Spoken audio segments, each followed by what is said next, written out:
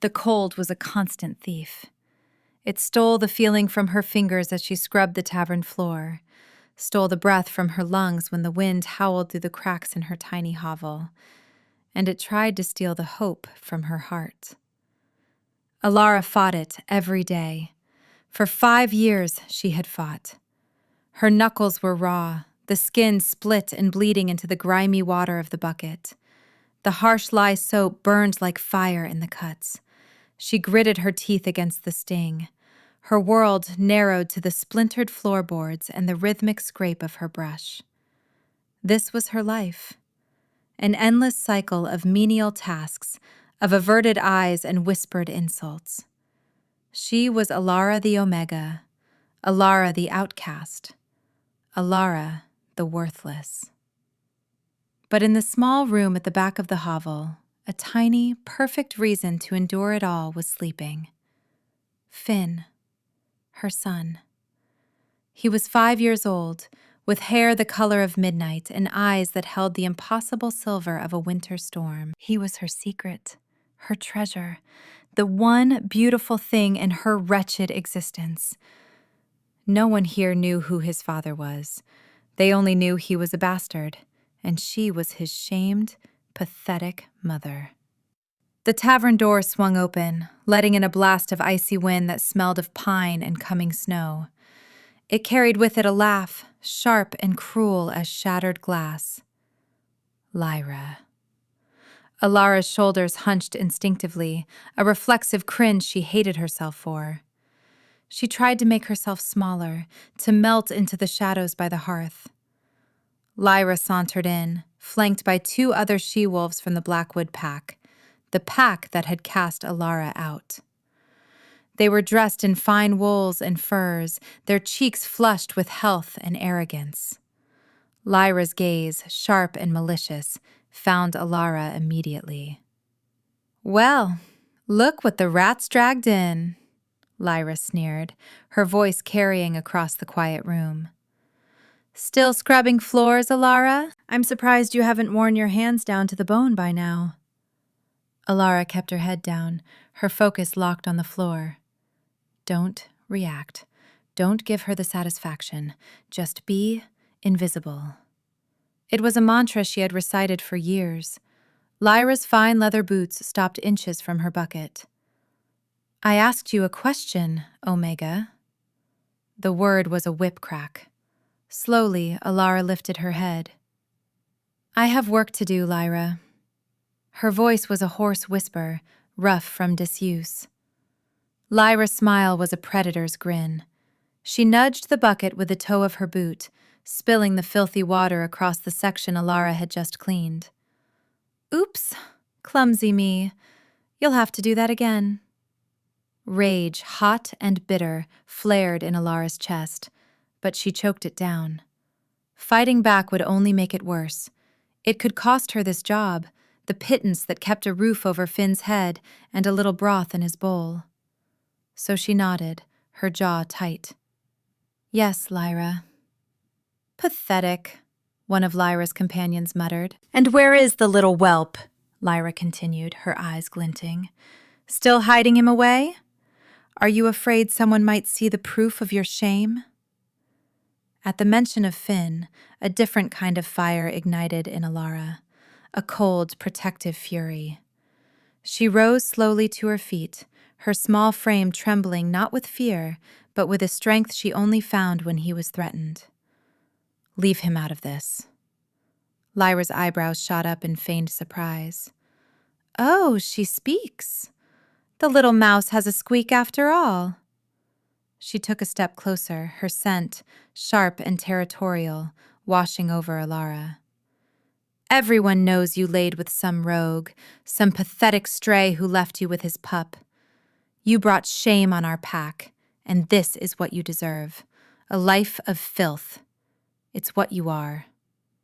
Lyra shoved her, hard. Alara stumbled backward, her worn boots slipping on the wet floor. She hit the edge of a heavy wooden table, the corner digging sharply into her ribs. Pain flared, bright and blinding, but she refused to cry out. She pushed herself upright, her gaze locked on Lyra's. For a single defiant second, she did not look away. She let the other wolf see the loathing in her eyes. The defiance surprised Lyra, and for a moment, the cruel mask slipped. Then it was back, uglier than before. "You have nothing," Lyra hissed, her voice low and venomous. "You are nothing. And one day, that pup of yours will realize his mother is just a worthless omega, and he will despise you for it." With a final contemptuous flick of her hair, Lyra turned and swept out of the tavern, her friends trailing behind her, their laughter echoing in the sudden silence. Alara stood there, trembling, the ache in her ribs a dull throb. But it was Lyra's final words that cut the deepest. She sank back to her knees, the fight draining out of her, replaced by the familiar cold weight of despair. What if she was right? What if she was ruining Finn's life just by being his mother? She squeezed her eyes shut, fighting back tears. No, she would not break. She would finish her work, collect her pay, and go home to her son.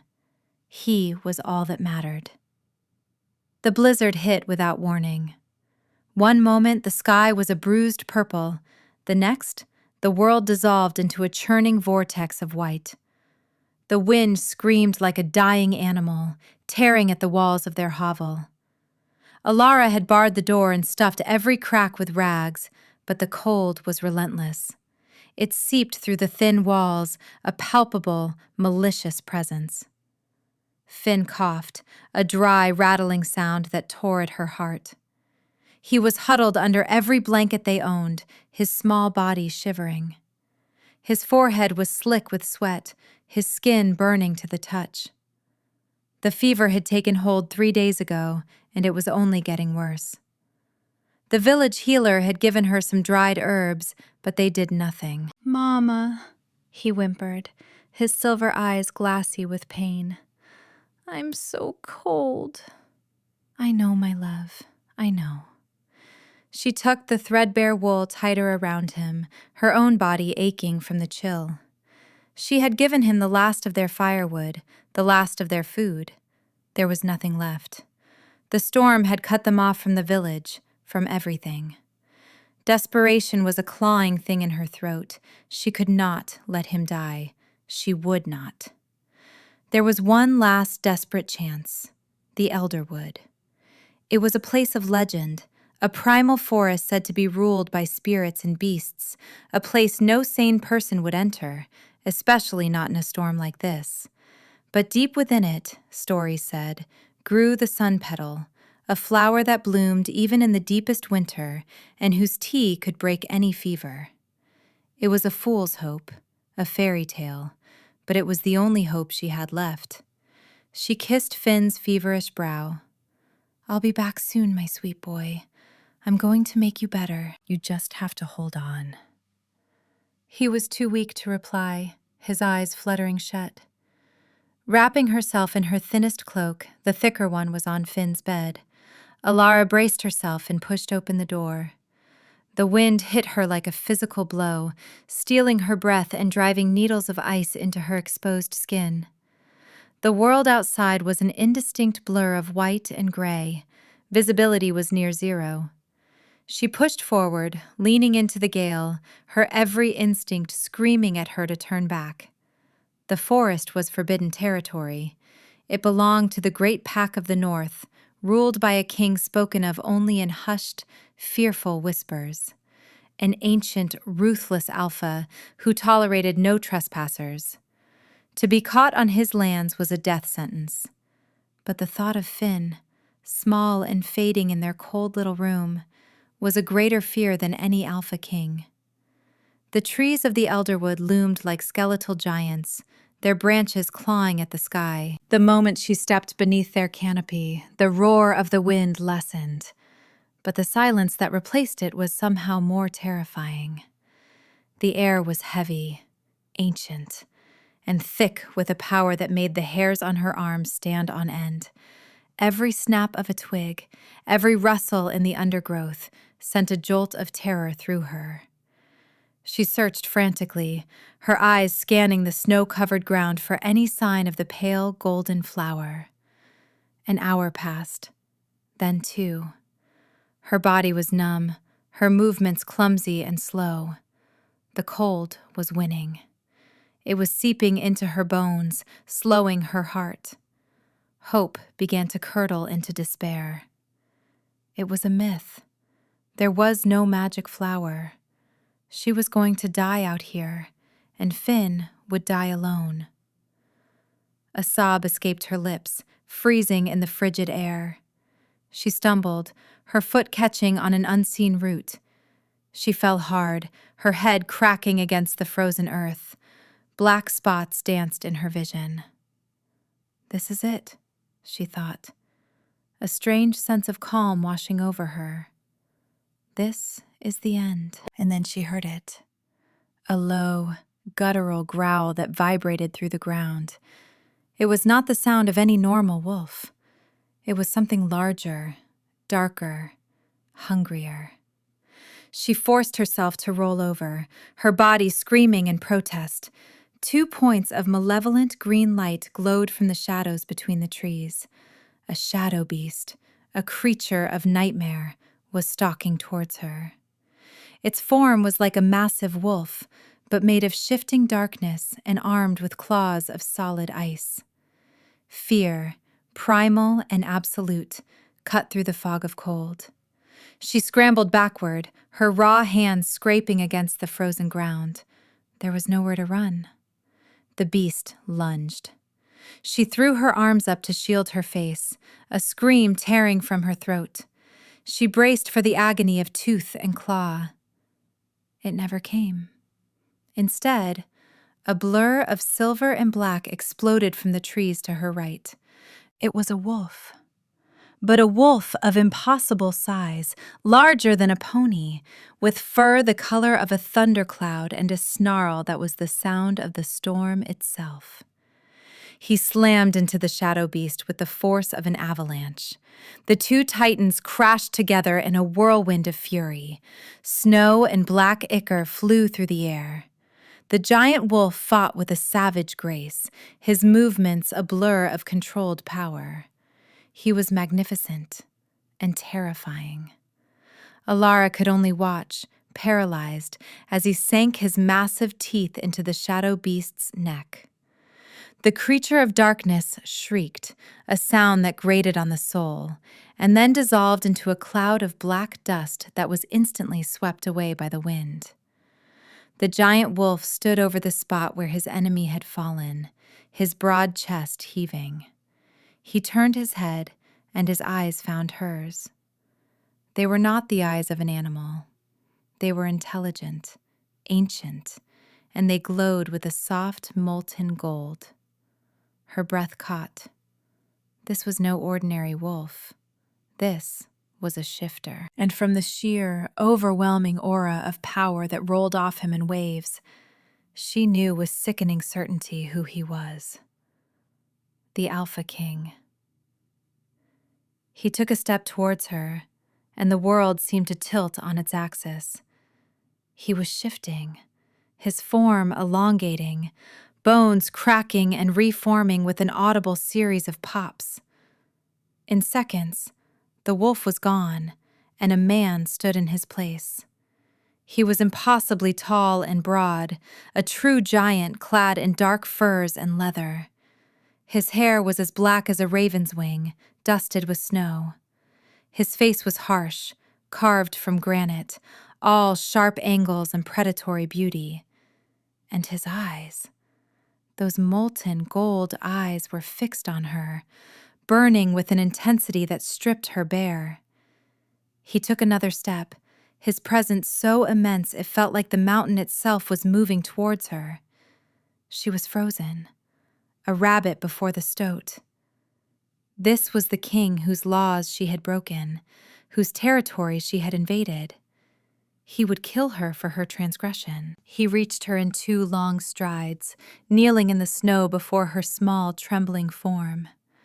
He was so close she could feel the heat radiating from his body, a startling contrast to the deathly cold that had claimed her. He reached out a hand, large, calloused, yet moving with an impossible gentleness. Her mind screamed at her to flee, to run, but her body was locked in place. All she could think of was Finn. At least she had tried. His fingers brushed her cheek, and the world exploded. It was not a sound, but a feeling. A cataclysmic surge of energy shot through her, a bolt of pure lightning that arced from his skin to hers. It was searing heat and shocking cold all at once. Her heart hammered against her ribs, every nerve ending screaming. A wave of dizziness washed over her, and she saw images flash behind her eyes. A silver moon, a roaring fire, 1,000 years of solitude, a loneliness so profound it was a physical ache. His loneliness. She gasped, pulling back as if burned, but the damage was done. On the inside of her left wrist, a mark was forming. Lines of silver light swirled beneath her skin, twisting and weaving into an intricate pattern. A stylized wolf's head crowned by a crescent moon. It burned. It burned with a fire that felt like it was branding her very soul. She stared at it, her mind unable to process what was happening. What was this? Some kind of curse? The Alpha King was staring at her, his harsh face a mask of utter shock. His golden eyes were wide, the pupils blown. He looked from her face to the glowing mark on her wrist and back again. A low sound rumbled in his chest, a sound of disbelief and dawning, earth-shattering revelation. "You," he breathed, his voice a deep thunder that vibrated through her bones. It was not a question. It was a statement of fact, a claim. Fear, raw and overwhelming, finally broke her paralysis. She scrambled backward, away from him, away from the impossible heat of his touch and the terrifying intensity of his gaze. "No," she whispered, shaking her head. I don't know what you're talking about." He moved with her, a fluid, predatory grace that was mesmerizing. He didn't reach for her again, but his proximity was a cage. "For 500 years, he said, his voice raw with an emotion she couldn't name. "I have searched. I have waited." Her mind was reeling. Fated mates, the old stories, the legends the elders told pups around the fire. A connection so rare it was considered a myth, a bond forged by the moon goddess herself, marked by a brand on the soul. It couldn't be real. And it couldn't be happening to her, not to worthless, invisible Alara. "It's a mistake," she stammered, clutching her burning wrist. "I'm no one." His gaze softened, a flicker of something tender and achingly gentle in those molten depths. "You are everything." He took a slow, deliberate step forward. "Mine." The word settled over her like a heavy cloak. It was possessive, absolute, and terrifyingly final. Her body, the treacherous wolf part of her she had suppressed for so long, responded to it. A strange warmth bloomed in her chest, a pull toward him that was as undeniable as gravity. Her instincts recognized him. Her soul, somehow, knew him. But her mind, the part that remembered Lyra's sneers and a lifetime of being less than nothing, rebelled. This was impossible. A king could not be mated to a wretch like her. And more importantly, she had a son, a secret, a complication this powerful, terrifying man would not tolerate. If he knew about Finn, what would he do? Would he see him as a rival's get? A stain on his fated mate? The fear for her son was a shard of ice in her heart, colder than any blizzard. "Please," she begged, the words tumbling out. "My son! He's sick! He's back in the village! The fever! I was looking for sun petal!" The name of the mythical flower felt foolish on her lips now. His focus sharpened, the possessive haze in his eyes clearing to reveal the keen intellect of a king. "Your son?" The question was soft, but laced with steel. She flinched, expecting anger, jealousy. She nodded, unable to speak past the lump in her throat. He studied her face for a long moment, his expression unreadable. Then he looked past her, his gaze piercing through the swirling snow as if he could see all the way to her hovel. A strange look crossed his face, a flicker of confusion, then dawning, impossible understanding. His gaze snapped back to hers, and this time the intensity was 100 times greater. It was not just recognition in his eyes anymore. It was shock. It was fury. It was a terrifying, all-consuming awe. He could smell him. Through the bond, through her scent that now clung to him, he could scent her child. And he could recognize the bloodline, his bloodline. 5 years, he whispered, the words ragged, torn from his soul. He is 5 years old. Alara's blood ran cold. He knew. How could he possibly know? His eyes, the king continued, his voice cracking. They are silver, like the winter moon. She couldn't breathe.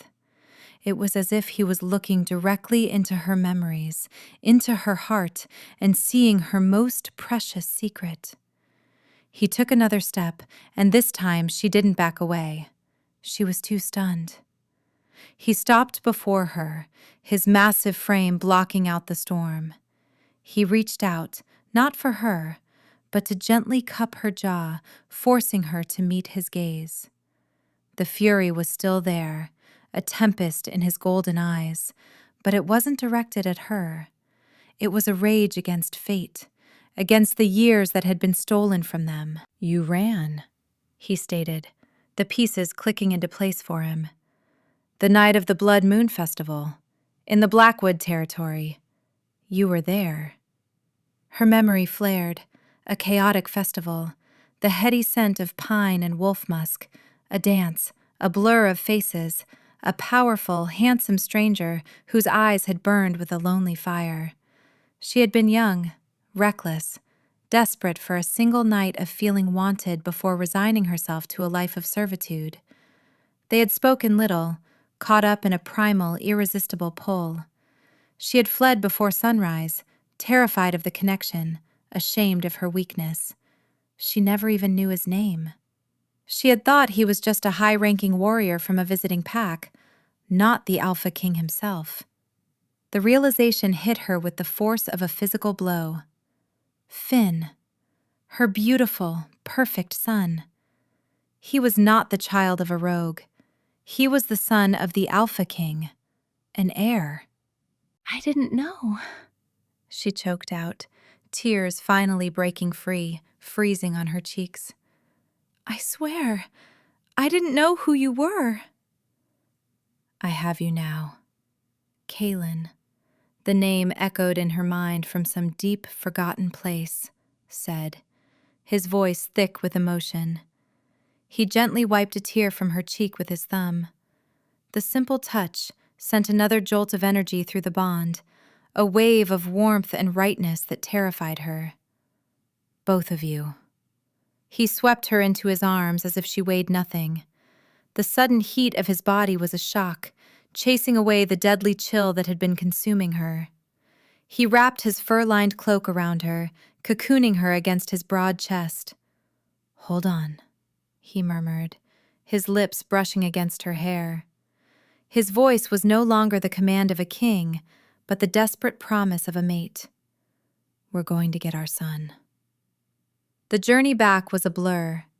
Kaelin moved through the blizzard with an unnatural speed and certainty, as if the storm itself bent to his will. Alara was cradled against him, her face pressed into the warm fur of his cloak, the steady, powerful beat of his heart a drum against her ear.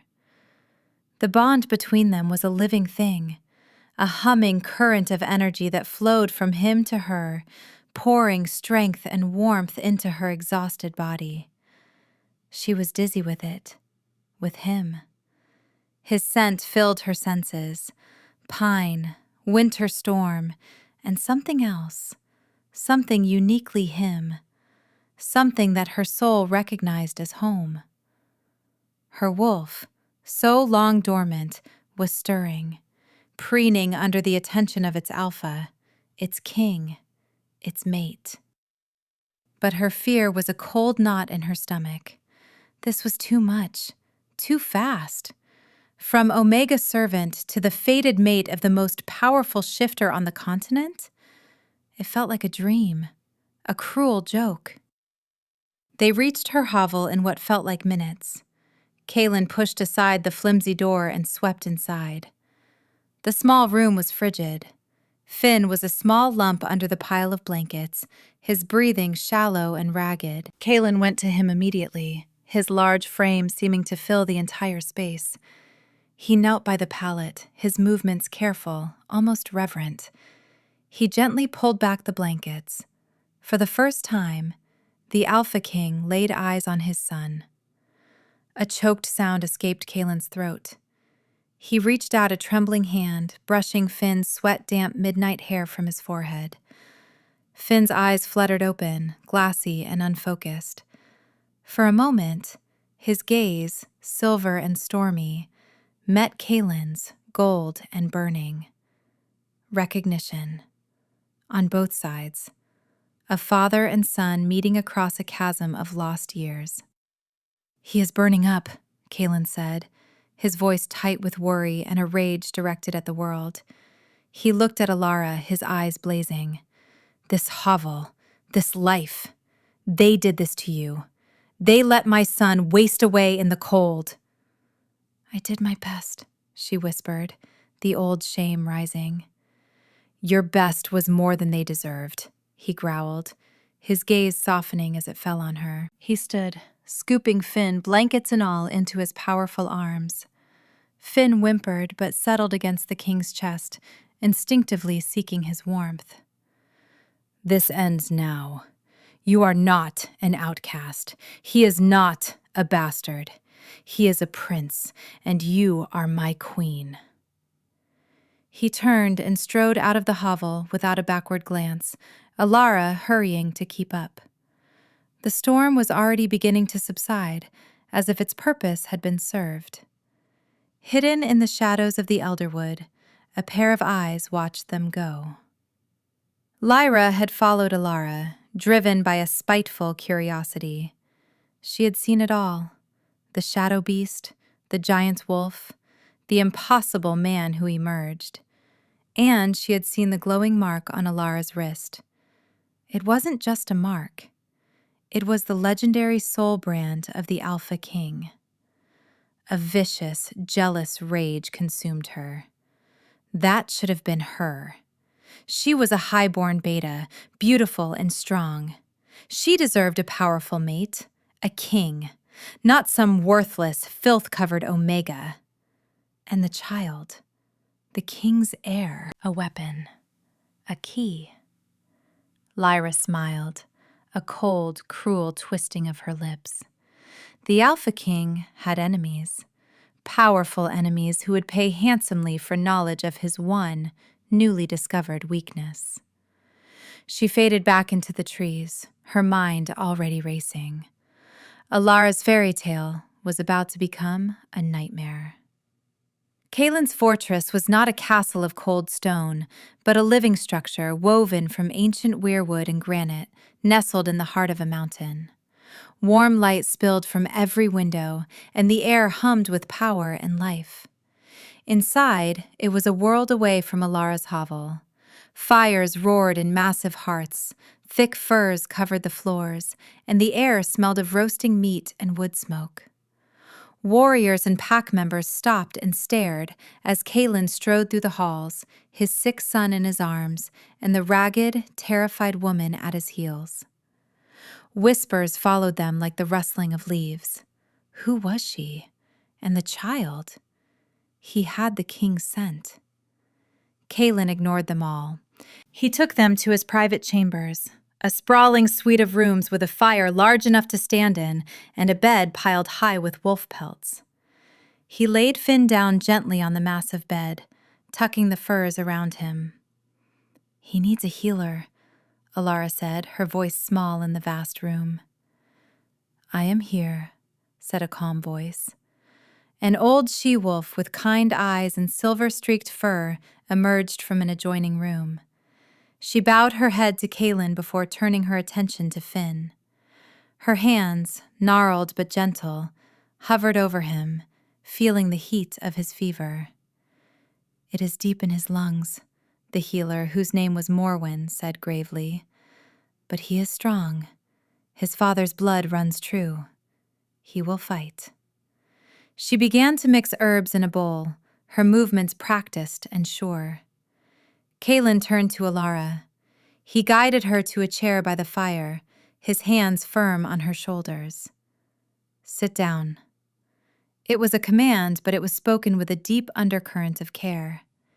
He knelt before her, taking her raw, chapped hands in his. He examined the split knuckles and the lie burns with a thunderous expression. "No one will ever harm you again," he vowed, his voice a low growl. "You will never be cold or hungry again. I swear it on my life." She looked into his golden eyes and saw not a king, but a man who had been desperately, achingly lonely. A man who had found the other half of his soul and was terrified of losing it. The bond between them pulsed, a silent conversation of shared pain and burgeoning hope. For 3 days they did not leave the chambers. Alara sat by Finn's side, holding his hand, while Kaelin watched over them both like a guardian sentinel. He had food and warm clothes brought for her. He spoke little, but his presence was a constant, comforting weight. He would watch her for hours, his expression a mixture of awe and a deep, possessive tenderness that made her skin tingle. Slowly, under Morwen's care, Finn's fever broke. On the 4th morning, he woke up, his silver eyes clear and bright. He looked from his mother to the giant man sitting by the fire. He wasn't afraid. "Are you my father?" Finn asked, his small voice clear. The question hung in the air. Kaelin's breath hitched. He turned from the fire, his harsh face softening into something Alara had never seen before. He moved to the bed and sat on the edge. "Yes," Kaelin said, his voice thick. "I am." Finn considered this for a moment. Then he smiled, a small, sleepy smile. "You're very big." A rough chuckle escaped Kaelin's lips, a sound of pure, unadulterated joy. It was the most beautiful sound Alara had ever heard.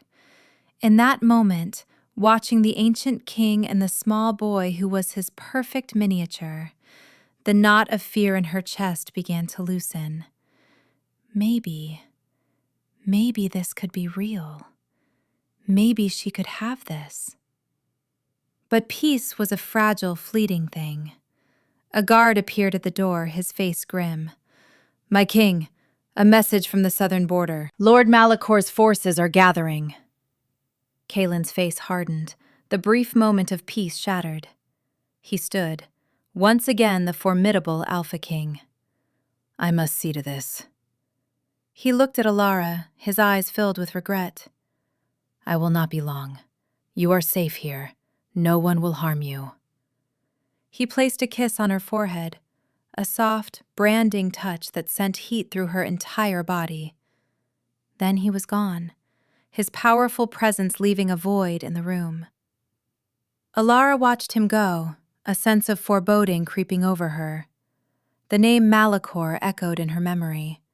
the Shadow King of the Ember Covenant, a dark cult that sought to unravel the old magic, a cruel, ambitious alpha who was Kaylin's sworn enemy.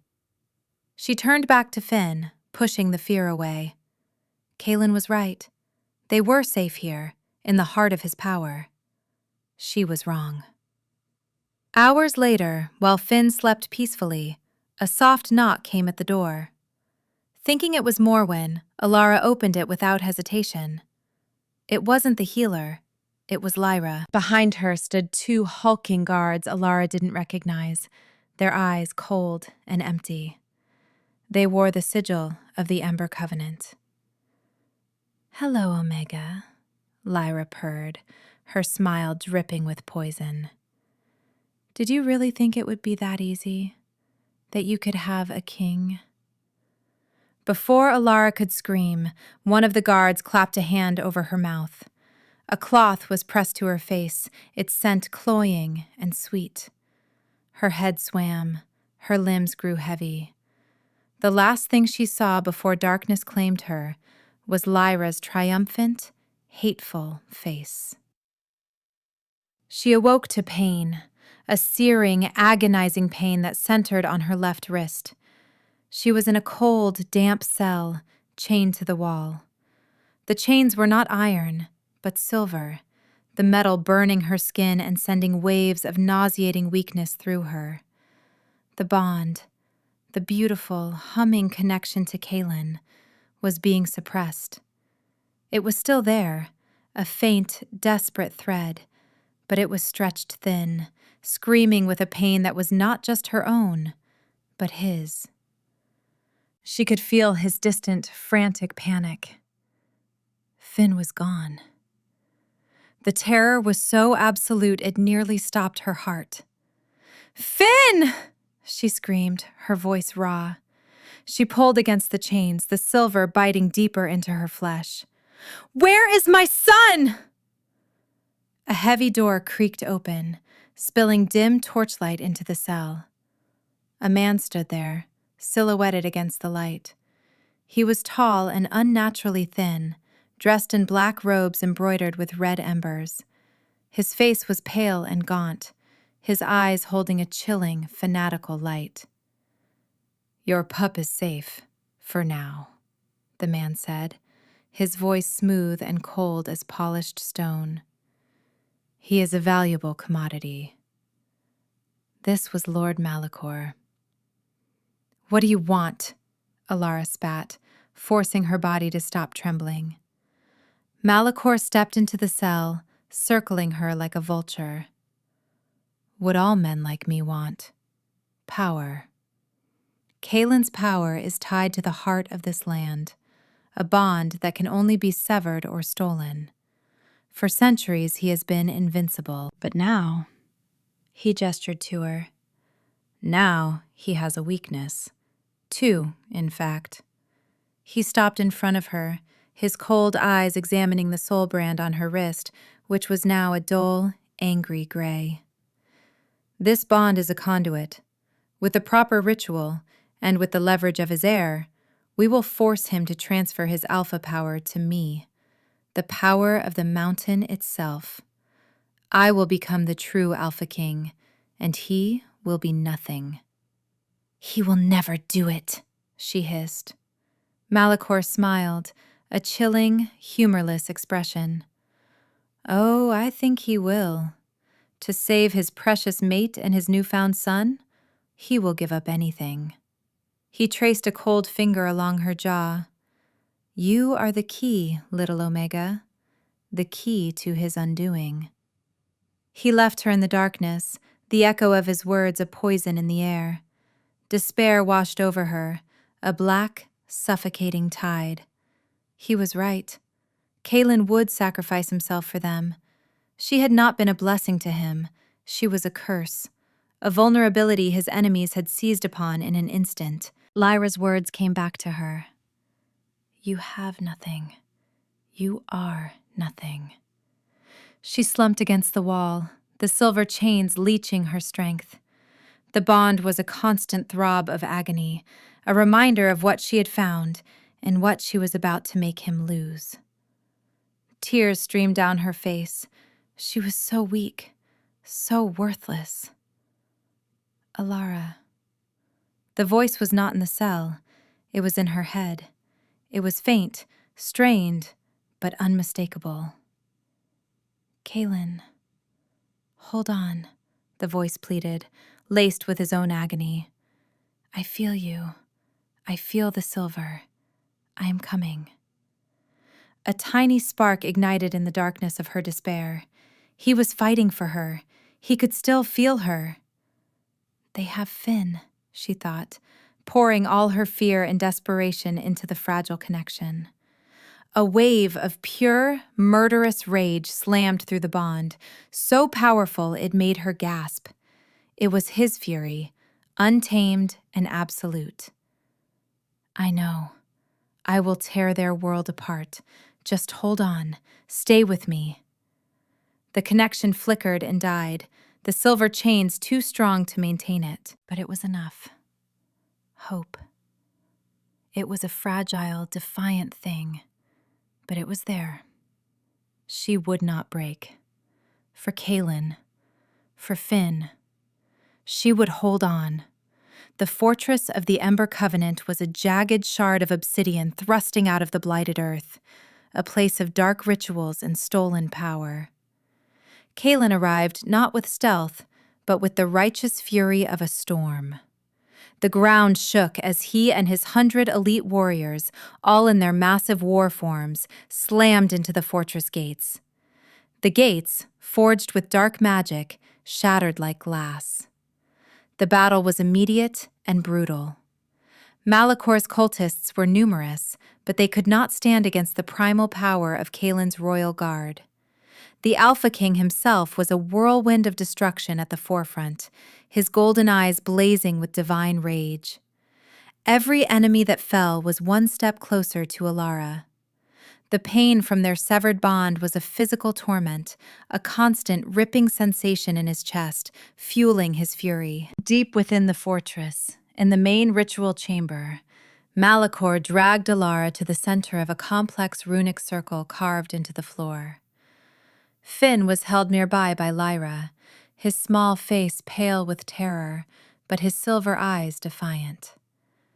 Your king has come, Malakor sneered, tightening his grip on Alara's arm. Just as I planned. He will exhaust himself fighting my legions, and then he will come here and beg for your lives. The sounds of battle grew closer. The roar of shifters, the clash of steel, the screams of the dying. A massive boom echoed through the chamber as the great doors were blasted from their hinges. Kaelin stood there, his massive form filling the doorway. He was back in his human shape, but his power radiated from him, making the very air crackle. His eyes, molten gold infernos, were locked on Malakor's hand on Alara's arm. Let her go, Kaelin growled, his voice dangerously soft. Gladly, Malakor said with a triumphant smile. In exchange for your power. Kneel, Kaelin. Surrender the Alpha Bond with the mountain, or watch them both die. He pressed a blade to Alara's throat. Alara's heart hammered against her ribs. This was it, the moment she had feared. Kaelin's face was a mask of anguish. He looked from her to his son, his expression torn. No, Kaelin, don't! She cried out. A touching sentiment, Malakor mocked, but he has no choice. Lyra, holding a struggling Finn, laughed. See, Alara? In the end, you are still just a weakness, a tool to be used. Something inside Alara snapped. It was not a conscious decision. It was a primal, instinctual eruption of love and rage. The sight of the blade at her throat, the fear in her son's eyes, the agony on her mate's face, it all coalesced into a single, burning point of focus. The years of abuse, of being called worthless, of being made to feel small, fell away like ash. A power she never knew she possessed, a dormant seed buried deep in her soul, exploded into life. It was not a sound, but a wave of pressure, of pure, incandescent light. It erupted from her, a blinding nova of silver and gold. The silver chains holding her vaporized into dust. The runic circle on the floor cracked and shattered. Malachor was thrown backward, screaming as the pure, untainted energy burned him. Lyra shrieked and dropped Finn, shielding her eyes from the light that felt like the sun. Alara stood in the center of the chamber, no longer a trembling Omega, but a radiant, terrifying figure of power. The light poured from her, a living extension of her will. Her soul brand blazed with the light of a star, and her eyes now glowed with the same inner light, a soft, silver luminescence. She was not a warrior. She was something else, something older, a life-bringer, a soul healer, and the opposite of all the darkness Malachor represented. Finn ran to Kaelin, who swept him up, his eyes wide with stunned awe as he stared at his mate. He had known she was special, the other half of his soul. He had never imagined this. Malachor staggered to his feet, his face contorted with rage and disbelief. "What are you?" he shrieked. Alara took a step forward, and the light pulsed with her. She felt the life force of the mountain, the same power Kaelin was bonded to, answering her call. She was not just his mate, she was its mate, too. The queen to his king. "I am his," she said, her voice ringing with a newfound power that was entirely her own. She raised a hand, and tendrils of light shot out, wrapping around Malachor. They did not burn him, but they held him fast. "I am my son's mother." The light tightened, and Malachor gasped as his dark energies were snuffed out, neutralized by her purity. "And I am no longer afraid of you." She looked past him to Lyra, who was cowering in a corner. The light touched her, gentle but firm, and Lyra crumpled, sobbing. The hate and jealousy in her scoured away, leaving only a hollow, pathetic shell. Alara turned her full attention back to Malachor. He struggled against the bonds of light, his power nothing against hers. She saw him for what he was, a small, grasping man, terrified of his own emptiness. "You tried to use love as a weapon," she said, her voice clear and strong. "But you don't understand it. Love is not a weakness. It is the greatest power of all." With a final, decisive push of her will, she closed her fist. The light around Malachor constricted, and with a final, choked cry, his power shattered completely, leaving him a broken, empty husk. He collapsed to the floor, defeated not by brute force, but by a power he could never comprehend. The light receded, drawing back into her, leaving her standing in the sudden silence of the chamber. She swayed, the expenditure of so much energy leaving her dizzy. Kaelin was there in an instant. He set Finn down and caught her, pulling her into his arms. "Alara." He breathed her name like a prayer, his voice thick with wonder and overwhelming love. She sagged against him, her strength spent. "Is it over?" she whispered. "It's over," he confirmed, his arms a steel band around her. He held her tight, as if he would never let her go again. "You saved us. You saved me."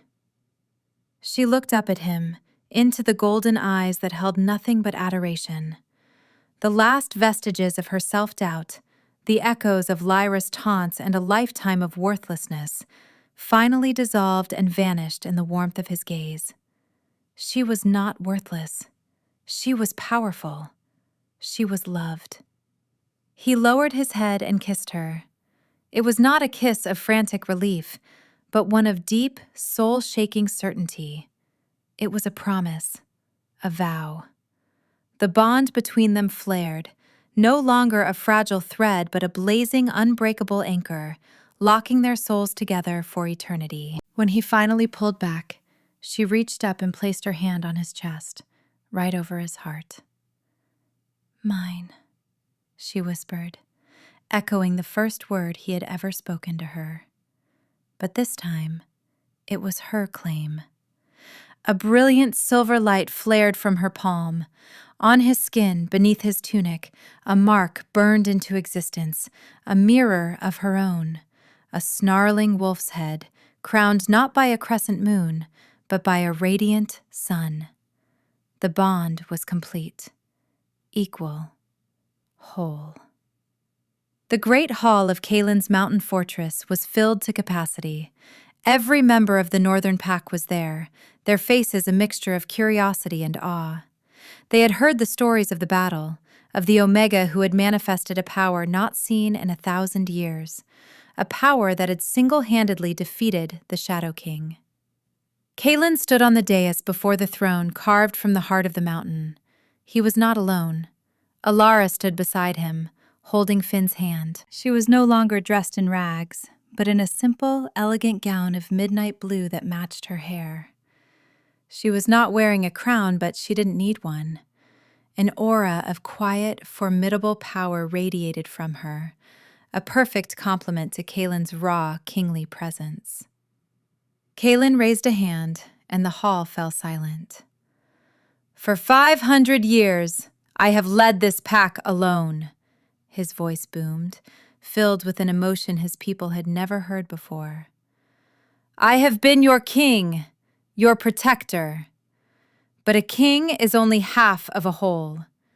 Today, that changes." He turned to Alara, taking her free hand. He raised it, showing the pack the silver soul brand that still pulsed with a soft light on her wrist. "This is Alara, my fated mate, your queen." The words echoed with finality. He then placed a hand on Finn's head, his expression softening with fierce pride. "And this is Finn, my son, the prince of this pack, and its future." A collective gasp went through the crowd, followed by a stunned silence, and then a single wolf in the front howled, a long, joyous cry. Another joined in, and another, until the entire hall was filled with a deafening chorus of celebratory howls, a sound of loyalty and acceptance that shook the very foundations of the mountain. Alara looked out at the sea of faces, at the fierce warriors and their families, all looking at her not with pity or contempt, but with reverence. These were her people now. This was her pack. Kaelin leaned down, his lips brushing her ear. "Welcome home," he murmured, his voice for her alone. Tears welled in her eyes, but for the first time in her life, they were tears of pure, unadulterated joy. She looked from her mate, her magnificent king, to her son, who was beaming up at her, and then back to the people who were now her family. The cold was finally gone, banished forever by the warmth of a love she had never thought she deserved. She was no longer Alara the worthless, the outcast, the Omega. She was Alara, mother of the prince, mate of the king. She was the Silver Queen of the North, and she was finally, truly, home.